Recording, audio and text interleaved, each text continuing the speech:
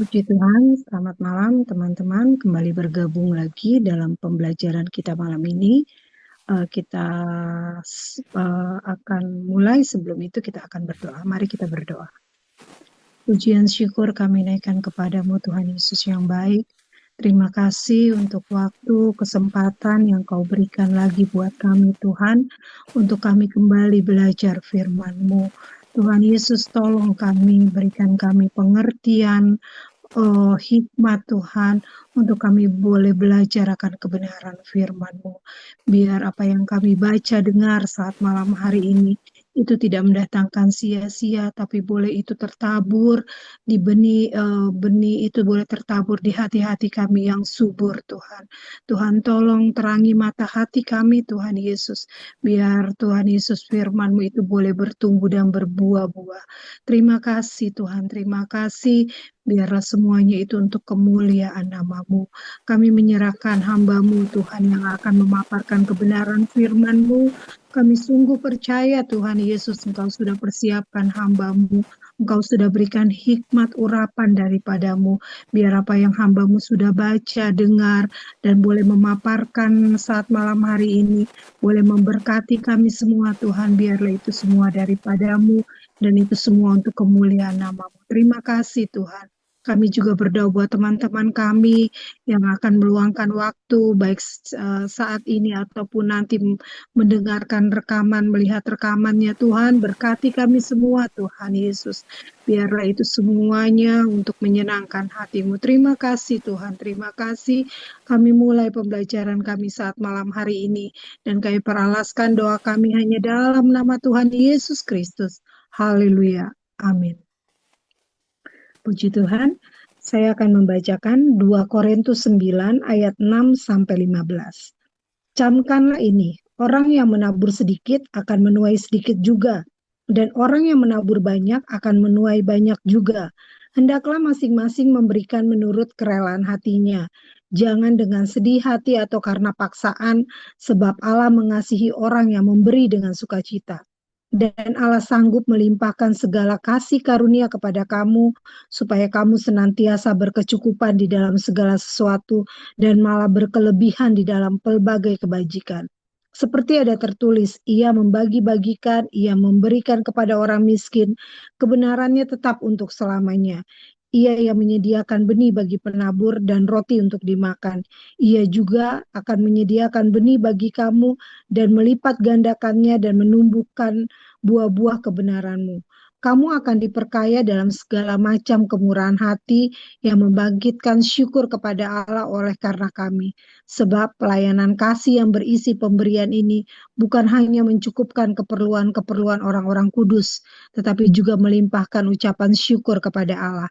Dan oleh sebab kamu telah tahan uji dalam pelayanan itu, mereka memuliakan Allah karena ketaatan kamu dalam pengakuan akan Injil Kristus, dan karena kemurahan hatimu dalam membagikan segala sesuatu dengan mereka dan semua orang. Sedangkan di dalam doa mereka, mereka juga merindukan kamu oleh karena kasih karunia Allah yang melimpah di atas kamu. Syukur kepada Allah karena karunia-Nya yang tak terkatakan itu. Puji Tuhan.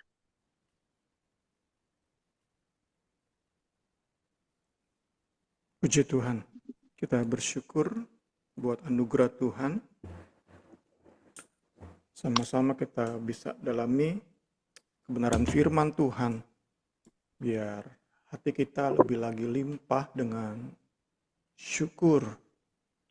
Puji Tuhan, kita mau melihat bagian kita malam hari ini dari daftar isi.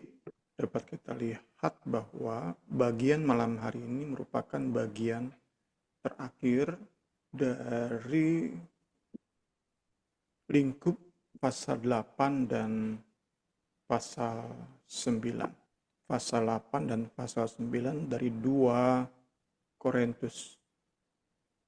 Pasal 8 dan 9 kita masuki bagian akhir di malam hari ini.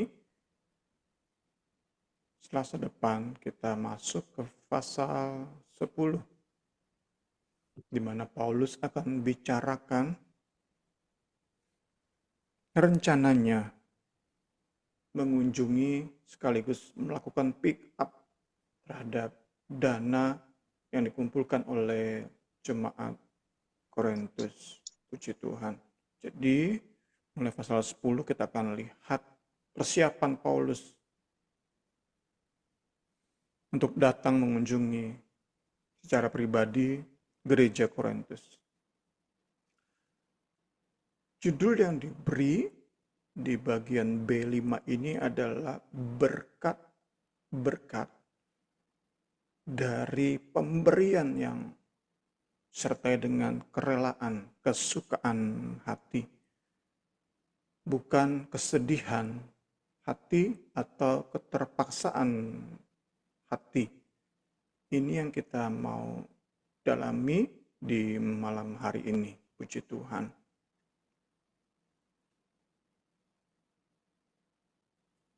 Setelah Paulus, kita lihat Selasa lalu, memohon dengan sangat untuk jemaat Korintus itu tidak mempermalukan diri sendiri dan juga tidak mempermalukan Paulus yang sudah membangga-banggakan mereka kepada jemaat Makedonia. Maka di bagian ini Paulus masuk kepada nasihat atau dorongan yang bersifat positif. Saat Paulus nasihati supaya kalian tidak mempermalukan, itu lebih bersifat negatif. Jangan, tidak. Di bagian malam hari ini lebih bersifat positif. Berilah dengan suka hati. Puji Tuhan. Puji Tuhan. Adapun kita lihat malam hari ini, Rasul Paulus memberi kata-kata dorongan itu ia tampilkan dalam dua bagian. Pertama, Paulus menggunakan gambaran atau analogi tabur tuai. Tabur benih untuk menuai panen. Itu analogi yang Paulus gunakan. Di dalamnya, kita masih pendahuluan, di dalamnya Paulus berusaha meyakinkan jemaat Korintus akan kemampuan Allah dalam mencukupkan berkat-berkat jasmani, berkat-berkat rohani, sehingga dalam ketaatan memberi dengan sukarela, maka jemaat Korintus akan mengalami dari kelimpahan kepada kelimpahan. Dari kerelaan kepada kerelaan yang lebih lagi. Dari kesukaan dalam memberi kepada kesukaan yang lebih lagi. Semua karena anugerah Allah. Pekerjaan Allah. Allah mampu. Jadi bagian pertama pada kemampuan Allah, bagian kedua mulai ayat 11, Paulus juga berusaha meyakinkan jemaat bahwa pemberian yang lahir dari hati yang rela itu akan membangkitkan syukur. Haleluya, haleluya, haleluya. Bukan kita saja yang bersyukur karena berkat Allah, tetapi dengan pemberian orang lain, orang banyak, semakin banyak orang akan bersyukur kepada Allah di dalam Yesus Kristus. Puji Tuhan. Ini akan menjadi bagian kita di malam hari ini. Kita lihat ayat ke-6. Ayat 6, gambaran atau image, analogi tabur tuai itu menjadi dasar bagi Paulus dalam menuliskan nasihatnya di ayat 6 sampai 10, yaitu bahwa orang yang nabur sedikit itu akan tuai sedikit. Orang yang nabur banyak akan menuai banyak. Dalam artian mereka yang menabur benih dengan hemat-hemat, dengan terlalu banyak perhitungan, sehingga pada akhirnya menabur hanya sedikit benih, sedangkan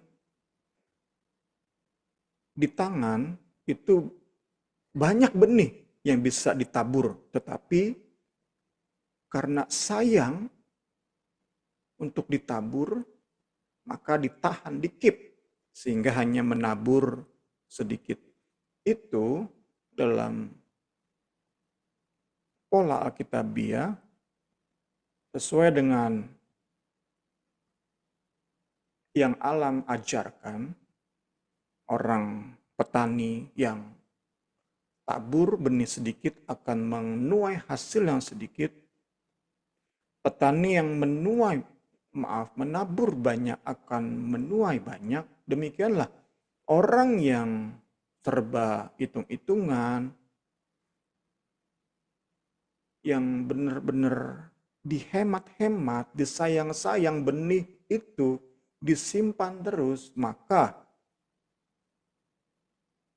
dapat dipastikan, satu, mereka bisa kekurangan karena nggak ada pertambahan benih, nggak ada panen yang dihasilkan, nggak ada benih yang bertambah. Secara jasmani akan begitu-begitu aja kekayaannya. Atau kedua, mungkin aja tambah kaya, tetapi kesukaan dalam memberi itu mandek-mandek dan mandek, mandul-mandul dan mandul. Jadi mungkin aja karena dia bekerja keras, dia akan semakin kaya raya. Tetapi dalam benih untuk memberi, benih rohani, kita diajarkan firman itu bagaikan benih. Benih itu nggak menghasilkan sesuatu di hidup kita. Seberapa lama kita ikut Tuhan, tetapi tetap aja kita akan pelit, dan pelit, bahkan akan semakin pelit. Meski mungkin kita bertambah-tambah dalam harta jasmania. Ini yang kita belajar di bagian ini. Menabur sedikit, tuai sedikit, menabur banyak, menuai banyak. Ayat 7, Paulus melanjutkan dengan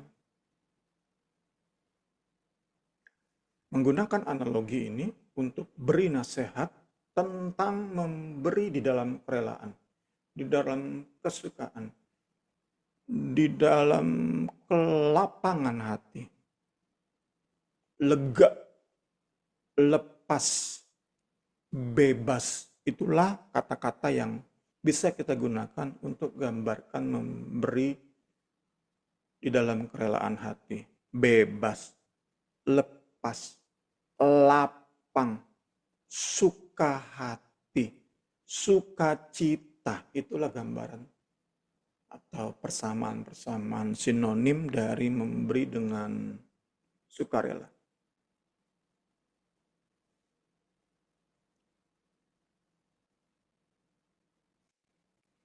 Sebaliknya, memberi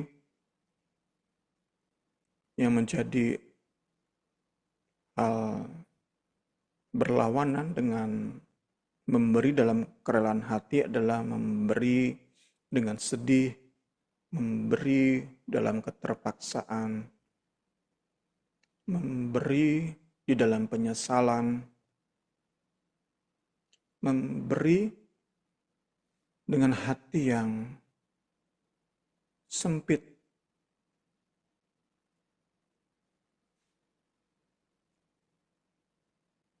Itu mau kita hindari sama-sama lewat pembelajaran malam hari ini. Cara menghindarinya, mau nggak mau kita mengingat kembali doctrine of grace, pengajaran tentang kasih karunia. Kita yang sudah alami anugerah, sudah menerima, menikmati kasih karunia, kita harus pahami doktrin anugerah. Kita harus pahami, mau nggak mau, supaya kita bisa belajar dan belajar memberi dalam kerelaan hati. Tentu kita sudah banyak bahas di pasal 8, kita sudah mulai bahasan tentang memberi. Semata-mata karena kita sudah dikasihi oleh Allah. Dia yang berinisiatif, itulah dasar kita. Itulah doctrine of grace, itulah pengajaran tentang kasih karunia. Kita perlu tahu tentang itu, tetapi yang penting adalah kita sudah alami, sudah kita nikmati. Puji Tuhan, puji Tuhan, puji Tuhan. Nggak bisa dipaksa, nggak bisa dipaksa. Jadi kita bisa yakini di bagian ini sebanyak apapun jumlah pemberian seseorang, tetapi jika berasal dari hati yang nggak rela, maka dianggap itu benihnya hanya sedikit.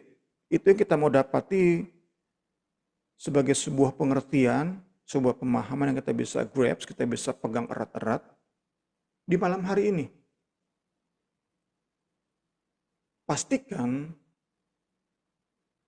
pemberian kita itu dengan lapang hati, dari dalam kebebasan. Maka jumlah itu akan menyesuaikan dengan hati kita. Jumlah pemberian kita akan menyesuaikan dengan hati kita. Jangan sampai hati kita salah, kemudian mengkamuflase, mengada-ada, memanipulasi jumlah dengan berpikir bahwa jumlah yang banyak itu menunjukkan hati. Enggak selalu, enggak selalu, enggak selalu. Tidak selalu. Kita belajar dan belajar di malam hari ini. Puji Tuhan, segala hormat, kemuliaan bagi Tuhan. Kita lihat selanjutnya, nasihat Paulus agar jemaat Korintus memberi dari hati, itu konsisten dengan arahannya yang sudah ia tuliskan di surat 1 Korintus. Kita baca ayatnya.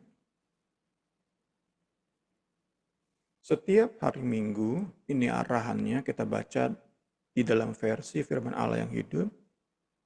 Setiap hari Minggu, sebagian dari uang yang saudara peroleh selama seminggu, hendaknya saudara sisihkan untuk persembahan kasih.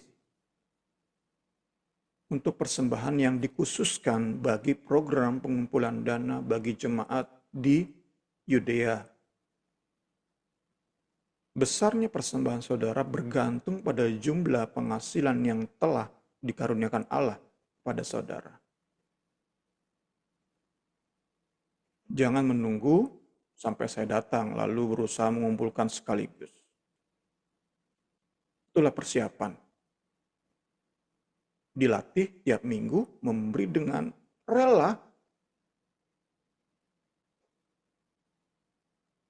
sesuai kemampuan.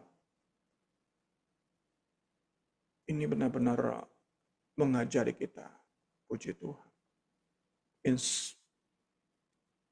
Menginspirasi kita. Inspire us. Menginspirasi kita tentang bagaimana memberi yang diperkenan oleh Tuhan. Benar-benar menginspirasi kita sama-sama. Mau hidup kita diberkati, kita bisa belajar dari bagian ini. Puji Tuhan, puji Tuhan. Kita lihat selanjutnya.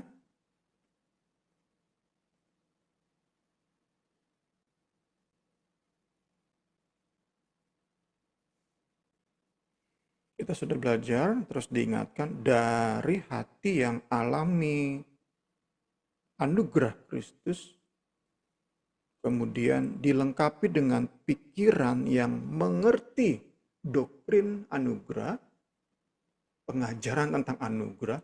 Karena itu khotbah-khotbah tentang anugerah itu penting dan penting. Tentu bukan anugerah kebablasan. Bukan anugerah yang berfokus pada diri kita. Enggak, tetap fokusnya adalah salib. Fokusnya adalah Kristus. Pengajaran tentang anugerah itu sungguh-sungguh melengkapi hati yang sudah disentuh oleh anugerah.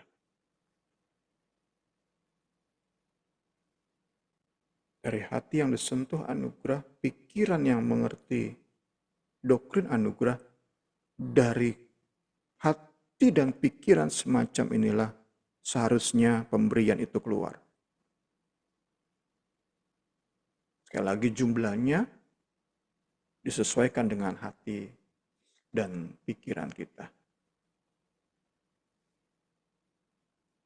Jadi nggak bisa kita menyimpulkan bahwa lewat bagian ini Paulus seperti sedang memaksa. Meskipun terlalu banyak cara-cara, nanti kita akan daftarkan, bagaimana Paulus mendorong mereka untuk memberi. Tetapi pada akhirnya, at the end, tetap Paulus ingin pastikan bahwa mereka memberi di dalam pemahaman akan anugerah, pengalaman, kenikmatan akan anugerah. Sehingga mereka memberi di dalam kerelaan. Nggak boleh, nggak pernah Paulus maksudkan nasihat-nasihat, dorongan-dorongannya membuat jemaat Korintus memberi dalam keterpaksaan. Nggak enak hati sama Paulus. Udah banyak dinasehati, masa saya belum memberi juga. Ya udah dah, saya memberi. Nggak mau, pada ujung-ujungnya Paulus mau memastikan bahwa mereka memberi di dalam kerelaan hati. Ini yang jadi pembelajaran kita. Khususnya kita yang sama-sama terus belajar melayani, terus berusaha mempengaruhi orang lain untuk melayani. Kita yang belajar memberi dan terus berusaha mengajak sesama untuk memberi, kita perlu hati-hati terhadap jebakan ini. Jangan sampai terlalu banyak nasihat kita sehingga membuat orang nggak enak hati dalam memberi. Kita mungkin terima jumlah dana untuk kita gunakan bagi program-program kita. Namun, orang yang memberi tadi karena mereka memberi secara terpaksa, karena kita dorong-dorong terus, mereka nggak terima berkat. Karena mereka memberi dengan terpaksa. Itu jebakan. Kita perlu hati-hati terhadap jebakan semacam itu. Puji Tuhan. Puji Tuhan. Kita masuk ke bagian berikutnya, ayat ke-8. Di ayat ini, Paulus mengantisipasi ketakutan jemaat bahwa saat mereka memberi, mereka akan kekurangan.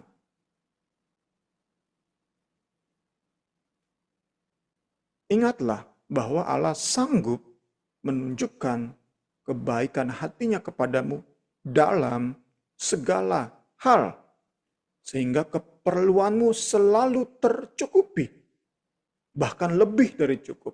Dengan begitu kamu lebih mampu lagi melakukan hal-hal baik. Dengan dana yang cukup, dengan hati yang semakin suka memberi, kita dimampukan luar biasa untuk melakukan hal-hal baik berikutnya.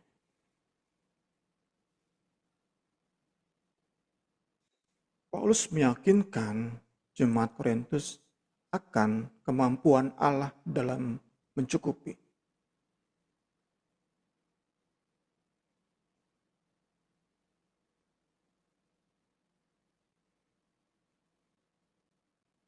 Jangan sampai jemaat Korintus berpikir bahwa saat mereka memberi banyak, mereka kekurangan. Jangan sampai pikiran itu muncul karena itu, atau mungkin sudah muncul sesuai dengan laporan Titus, sehingga muncul nasihat ini. kita masih menduga-duga hal itu. Apa memang ternyata berdasarkan laporan Titus, ada jemaat-jemaat di Korintus, oknum-oknum yang sampaikan kepada Titus, wah, kalau saya memberi bagi jemaat di Yudea, di Yerusalem, saya kekurangan dong. Bisa aja seperti itu.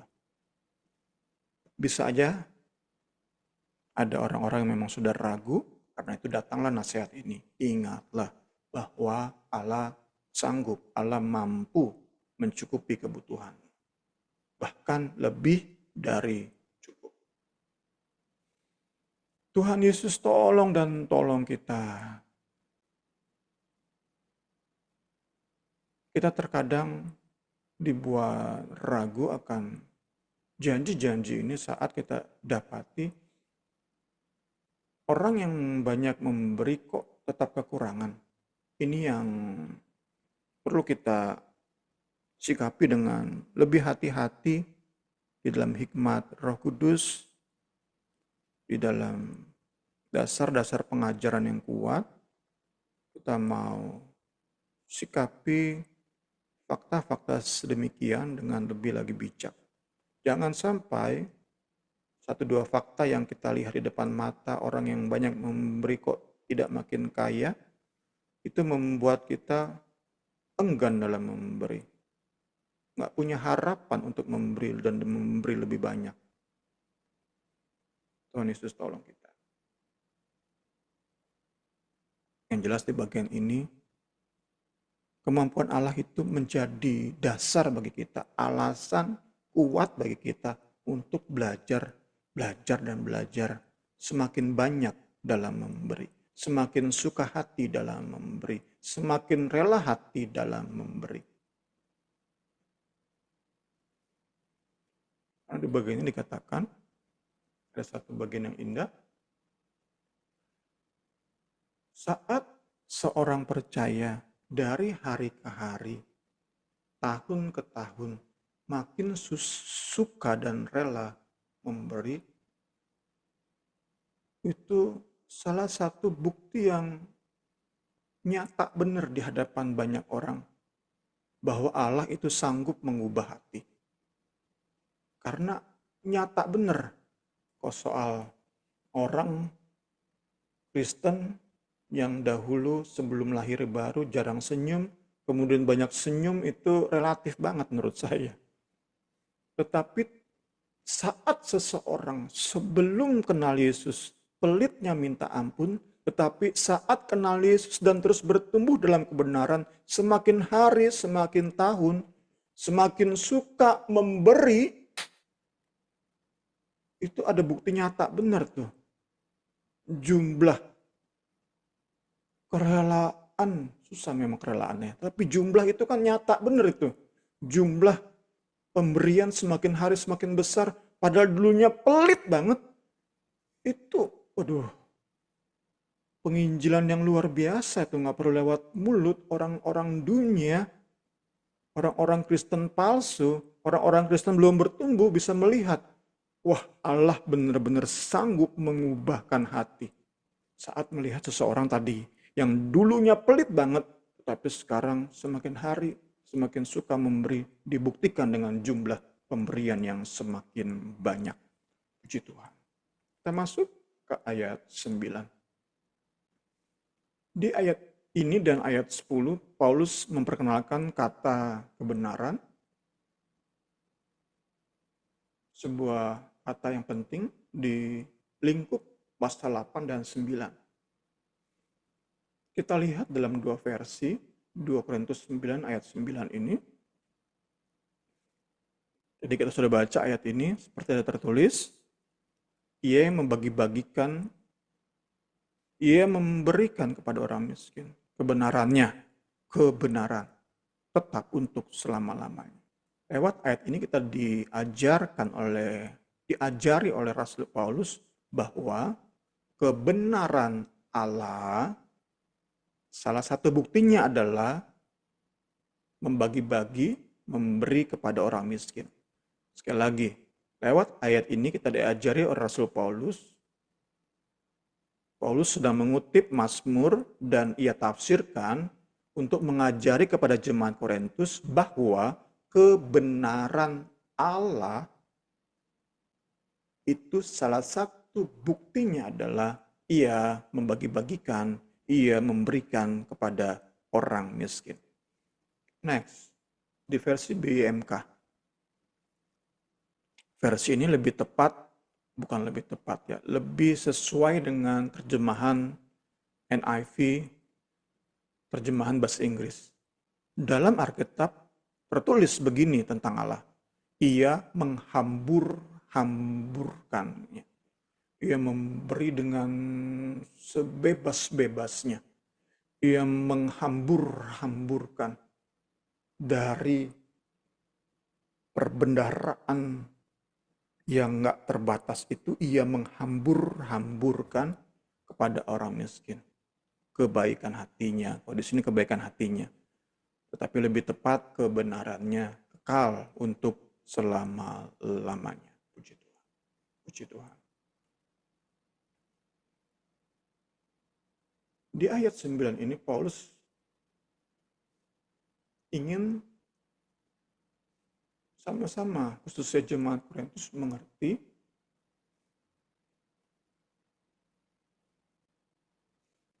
bahwa kebenaran Allah di sini adalah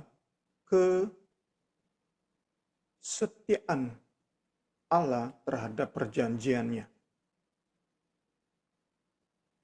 His covenantal loyalty. Ia yang membuat perjanjian, kita sebagai penerima perjanjian, ada bagian kita, ada tanggung jawab kita.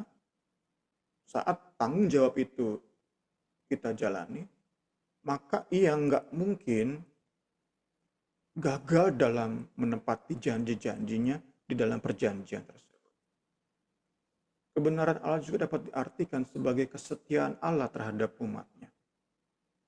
His faithfulness to his people. Allah itu setia. Dibuktikan dengan kepeduliannya untuk benar-benar memelihara hidup umatnya. Kesetiaan Allah juga dibuktikan dengan kepeduliannya, perhatiannya dalam mencukupi kebutuhan umatnya.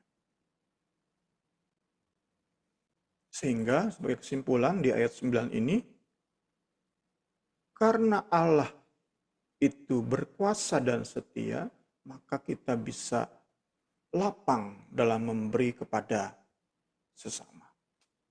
Lapang hati, bebas. Dalam tanda kutip, menghambur-hamburkan dalam memberi kepada sesama. Bebas hati ini, lapang hati ini, suka hati ini dalam memberi.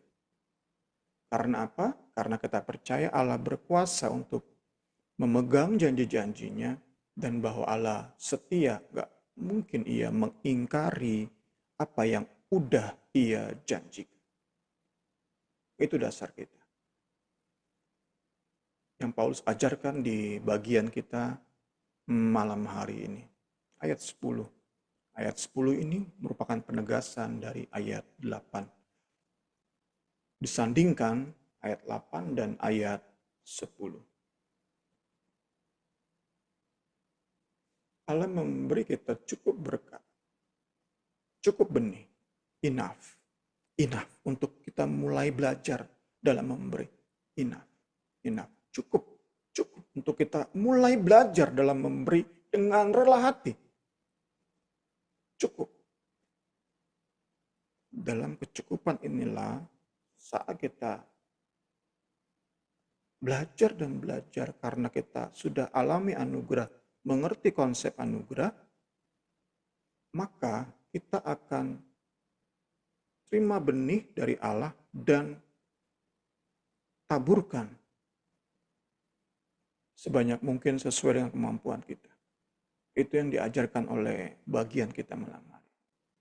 Saat benih yang Allah berikan kepada kita ditaburkan, itu hasilkan panen dan benih-benih berikutnya yang makin banyak. Dahulu benih kita mungkin hanya 10, tetapi itu cukup, enough, cukup untuk belajar, mulai belajar memberi. Cukup. Mungkin hanya 10, tetapi karena kita tabur itu menjadi 30, menjadi 50, menjadi 100, menjadi 300, dan selanjutnya. Dimulai dari kecukupan sampai kepada kelimpahan demi kelimpahan. Allah memberi cukup berkat, cukup benih. Saat kita mau tabur dengan rajin akan terus menghasilkan buah kebenaran. Atau menurut istilah ayat 5, bukti kemurahan hati. Kita sudah belajar di khotbah minggu lalu. Pemberian, persembahan kasih yang menjadi bukti kemurahan hati. Jadi kita memang diajari di bagian ini. Jumlah itu juga bisa kita takar untuk mengira-ngira nih. Itu secara umumnya, tadi ada aja orang bisa mengkalkulasi, memanipulasi pemberiannya banyak, tetapi dari hati yang terpaksa. Tapi yang jelas, kalau pemberian terlalu sedikit, jauh di bawah potensi penghasilan yang seseorang terima dari Kristus, itu bisa jadi indikator bukti ketidakmurahan hati. Itu yang kita belajarkan di ayat 5.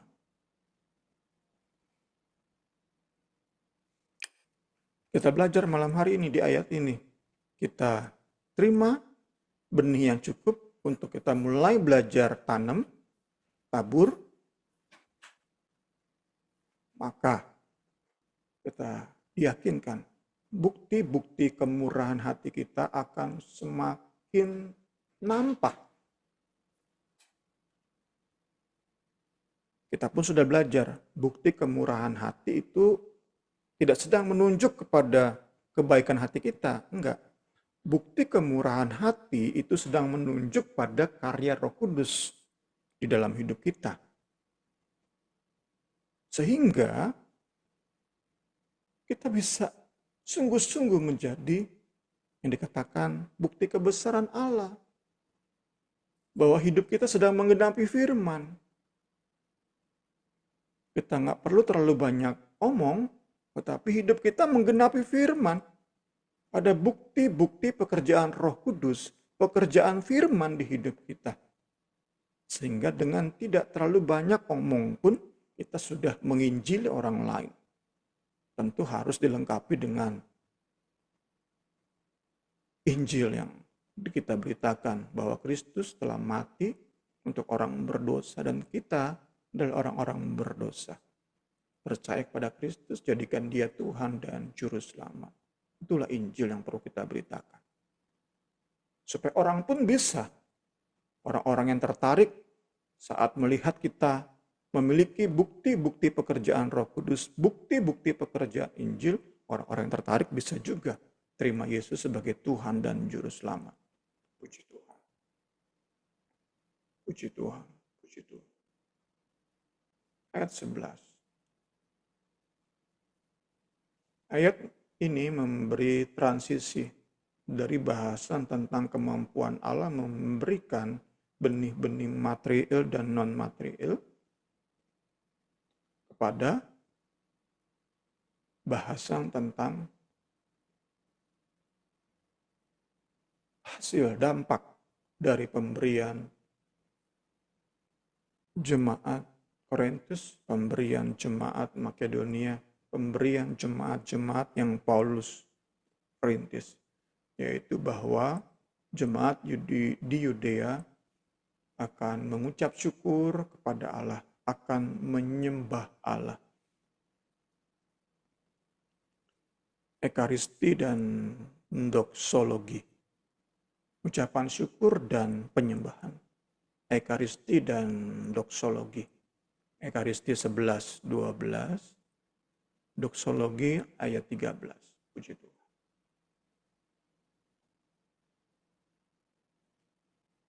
Kita lihat ayatnya dalam versi Alkitab mudah dibaca.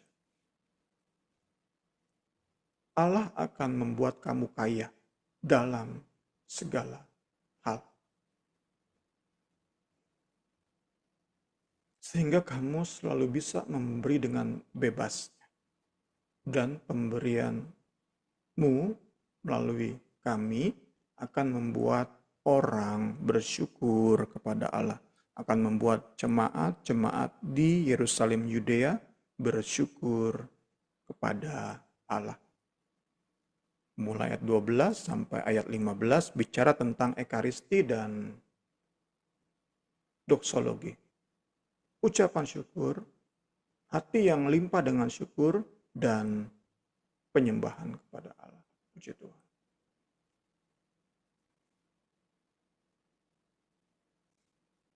Allah yang memberi berkat-berkat jasmani, ia juga yang mengerjakan kemurahan hati bagi kita, bagi jemaat Korintus dalam memberi.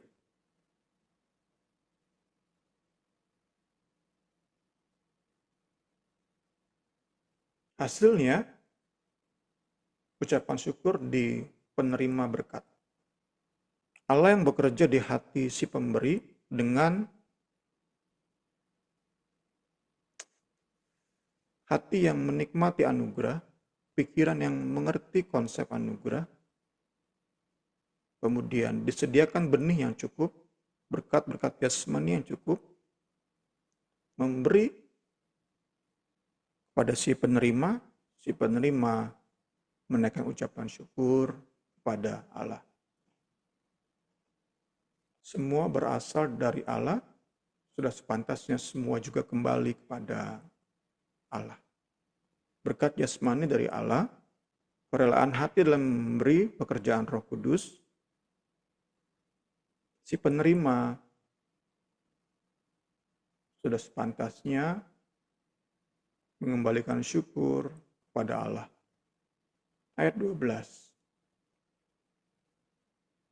Hati yang limpah syukur kepada Kristus itu dihasilkan oleh pemberian jemaat Korintus dan jemaat-jemaat lainnya yang Paulus rintis. Hati yang limpah dengan syukur dihasilkan oleh tangan yang terima berkat.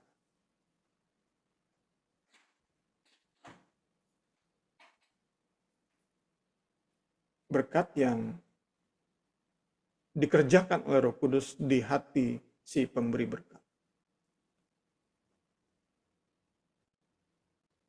Sehingga Paulus simpulkan program pengumpulan dana yang ia prakarsai itu bukan hanya mengurangi beban ekonomi jemaat Allah di Yudea, tapi juga menambah syukur di hati mereka.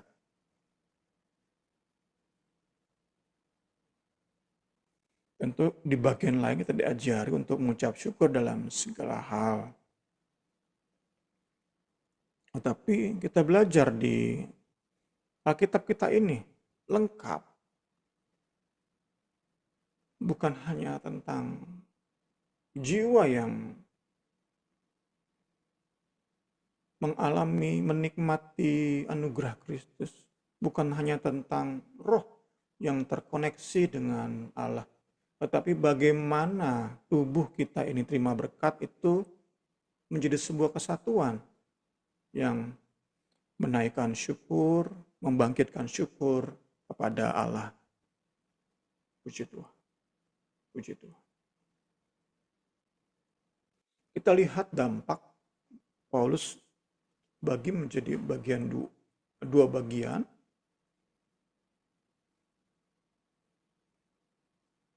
Dampak dari pemberian,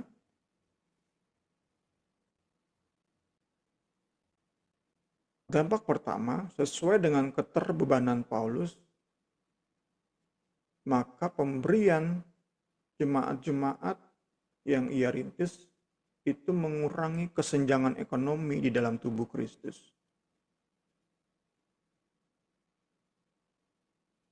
Ini kan yang kita pengen kejar saat kemarin kita kaitkan dengan teologi sistematik yang kita bikin di hari Jumat. Kita pernah bahas tentang kesatuan tubuh Kristus secara universal, tubuh Kristus yang tidak kelihatan. Orang-orang Kristen sejati, lahir baru, itu saat mengerti bagian-bagian ini akan saling berbagi berkat. Mengirimkan berkat kepada gereja-gereja yang berkekurangan. Itu sebuah keniscayaan saat orang-orang Kristen lahir baru mengerti benar konsep yang Paulus usung di pasal 8 dan 9 ini. Saat mereka mengerti benar konsep anugerah, menikmati benar anugerah keselamatan dalam Kristus, maka berbagi berkat secara jasmani di dalam tubuh Kristus itu nggak terhindarkan. Itu sebuah keniscayaan. Puji Tuhan, puji Tuhan. Karena di dalam ikatan tubuh Kristus itu ada rasa sepenanggungan. Yang dalam kekurangan akan dicukupi oleh yang berlebihan. Ini kan yang kita ingin kejar. Ini ingin kita kejar. Tentu kita harus singkirkan dulu orang-orang Kristen palsu, orang-orang Kristen yang jadi Kristen karena teologi kemakmuran. Kita singkirkan dulu, jangan kita berharap mereka yang semakin kaya oleh karena Kristen kemakmuran itu akan memberi kepada orang-orang yang berkekurangan. Itu kita harus singkirkan dulu, jangan terlalu berharap kepada mereka. Kita yang sudah benar-benar lahir baru, inilah tanggung jawab kita. Inilah beban kita. Inilah impian kita. Dimulai dari kita mencontoh jemaat Makedonia. Kristen-Kristen sejati ini meski dalam kekurangan tetap bisa belajar memberi bagi orang-orang di Yerusalem yang sama-sama sedang susah sebenarnya. Tapi bisa belajar memberi. Inilah yang kita impi-impikan. Kondisi inilah. Karena itu pentingnya pengajaran. Penting banget. Sehingga orang-orang Kristen lahir baru nggak fokus hanya di sekitar lingkup gereja lokal aja. Atau satu denominasi aja. Enggak. Tetapi semakin luas pandangannya. Gereja apapun asal di dalamnya ada orang-orang Kristen sejati, asal mengajarkan Injil sepenuh, kebenaran yang murni, itu saudara kita. Saat mereka kekurangan, harus kita berbagi dengan mereka. Itu yang kita impi-impikan. Puji Tuhan, puji Tuhan. Sehingga semakin tipis kesenjangan, perbedaan ekonomi di dalam tubuh Kristus. Itu dampak pertama. Dampak kedua, kayaknya kita overtime, maaf teman-teman. Dampak kedua yang diajarkan oleh Paulus di bagian ini adalah bahwa lewat pemberian, rasa syukur bangkit, bertambah-tambah, itu kemudian akan terus mendasari rasa sepenanggungan tadi, rasa sepersaudaraan tadi. Dengan melihat, wow, orang-orang yang dulu kami anggap kafir, setelah terima Yesus, meskipun mereka nggak bersunat, orang-orang Korintus, orang-orang Makedonia, Filipi, Berea, Tesalonika, tapi mereka bisa memberi kepada kami yang dulu menganggap kamu semua kafir, kamu semua barbar, nggak kenal hukum, hidup di luar Allah, musuh Allah. Kalian kok setelah terima Kristus bisa berbagi begitu banyak kepada kami, orang-orang Yahudi yang sudah menjadi Kristen, yang tinggal di Yerusalem. Itu mempererat ikatan persaudaraan. Puji Tuhan. Puji Tuhan. Jadi pemberian dampak pertama menipiskan, mengecilkan kesenjangan ekonomi. Kedua, mempererat rasa persaudaraan dalam tubuh Kristus. Puji Tuhan. Ayat 13, kembali ke jemaat Korintus yang sedang Paulus dorong untuk memberi dengan sukacita. Paulus jelaskan selanjutnya bahwa pemberian kasih itu merupakan bukti dari iman yang teruji. Iman yang lolos ujian, seperti emas yang lolos uji, dibakar, dimurnikan benar-benar emas. Pelayanan ini merupakan bukti dari imanmu, dan orang akan memuji Allah karena itu. Mereka memuji Allah, di sini jelaskan apa itu bukti dari imanmu. Mereka memuji Allah karena dengan bebasnya kamu itu membagi apa yang kamu miliki kepada mereka dan dengan semua orang. Itu pertama. Bukti iman itu pertama, bebas, lapang hati membagi apa yang kita miliki kepada jemaat Yudea dan kepada semua orang. Jadi jemaat Korintus diajarkan bukan hanya memberi bagi jemaat di Yudea, tetapi juga diajari untuk memberi contohnya kepada jemaat Makedonia yang berkekurangan. Jadi kita diajari tentang tadi gereja universal, kesatuan gereja yang tidak kelihatan, invisible. Kedua, bukti iman yang teruji adalah bahwa orang melihat kita memberi, jemaat Korintus memberi itu sebagai bukti ketaatan yang lahir, taat karena cinta, lahir karena kita sudah menerima anugerah Kristus. Kabar baik itu sudah kita terima,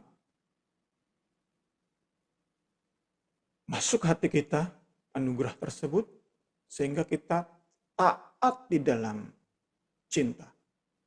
Kita sudah lihat bagian sebelumnya, Paulus sama sekali nggak mau sampai jemaat Korintus itu memberi dengan keterpaksaan. Itu yang dia wanti-wanti banget. Puji Tuhan, puji Tuhan. Kita masuki bagian-bagian akhir di malam hari ini, puji Tuhan. Ayat 14. Kita lihat ada dicatat oleh Rasul Paulus, dicatat khususnya oleh buku ini. Alur pergerakan atau karya Allah dalam menyatakan anugerahnya, kelapangan hati, kesabaran hatinya bagi kita manusia, puji Tuhan. Pertama-tama diawali dengan kematian dan kebangkitan Kristus. Ini melahirkan berita pendamaian. Oleh Injil Kristus inilah, berita pendamaian inilah, jemaat Korintus diselamatkan, diinjili dan diselamatkan.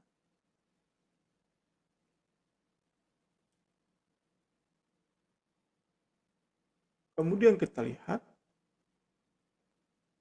oleh iman, jemaat Korintus itu dibenarkan oleh darah Kristus, sehingga mereka bisa terima Roh Kudus.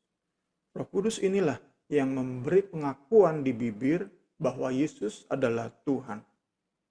Pengakuan ini dibuktikan, iman ini, iman kepada Yesus sebagai Tuhan dan Juru Selamat itu dibuktikan dengan kerelaan hati, kesukaan dalam memberi. Jadi awalnya adalah kematian kebangkitan Kristus. Udah sampai kepada rela dalam memberi. Pemberian ini selanjutnya diterima oleh jemaat Yudea. Jemaat Yudea mengembalikan segala hormat kepada Kristus, kepada Allah yang mengorbankan yang mengorbankan anaknya yang tunggal untuk jadi tebusan bagi umat manusia. Ayat terakhir malam hari ini, ayat 15. Semua oleh karena Kristus, anak tunggal Allah. Paulus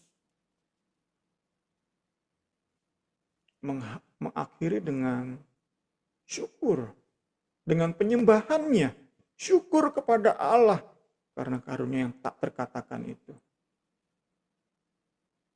Semua oleh karena Kristus, anak tunggal Allah yang telah diberikan bagi dunia. Semua karena Kristus, semua karena Kristus. Sehingga di bagian ini kita lihat lewat kerelaan hati dalam memberi, lahirlah, terwujudlah, menjadi nyatalah sebuah umat yang saling menyayangi, yang saling mencintai, yang sepenanggungan. Meski mereka dahulu bermusuhan, orang barbar, orang yang terus hidup dalam kekerasan, mungkin pernah menyiksa orang-orang, menjajah orang-orang Yerusalem. Tapi sekarang mereka saling mencintai. Mereka pun terpisah oleh lautan. Secara geografis mereka sangat-sangat amat jauh. Dan mereka pun mungkin, sangat mungkin, nggak pernah bertemu secara langsung. Jemaat di Korintus dan jemaat di Yudea nggak akan pernah bertemu mereka. Terlalu jauh. Mereka nggak pernah lihat wajah mereka satu sama lain. Tetapi mereka bisa amat sangat saling mencintai. Semua bermula dari kematian dan kebangkitan Kristus. Haleluya. Karena itulah ayat 15. Syukur kepada Allah karena karunia-Nya yang tak terkatakan itu. Sehingga nggak ada lagi perbedaan. Nggak ada lagi perseteruan antara orang Yahudi dan Yunani, antara para tuan dan para budak, antara laki-laki dan perempuan. Semua bisa bekerja sama dalam kesehatian, semua bisa saling menyayangi, terus tumbuh rasa sepenanggungan. Di dalam nama Yesus Kristus kita bersyukur buat pembelajaran kita malam hari ini. Saya kembalikan kepada Ibu Rini.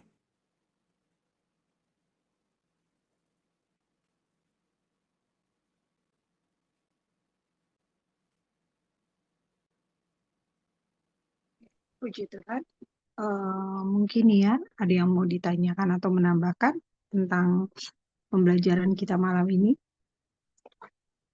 Iya, selamat malam Bung. Terima kasih banyak untuk materi pada malam hari ini, memberkati saya pribadi. Kebetulan juga tadi siang itu saya sempat merenung-renungkan ya soal pelayanan dalam bentuk pemberian ini gitu. Kayak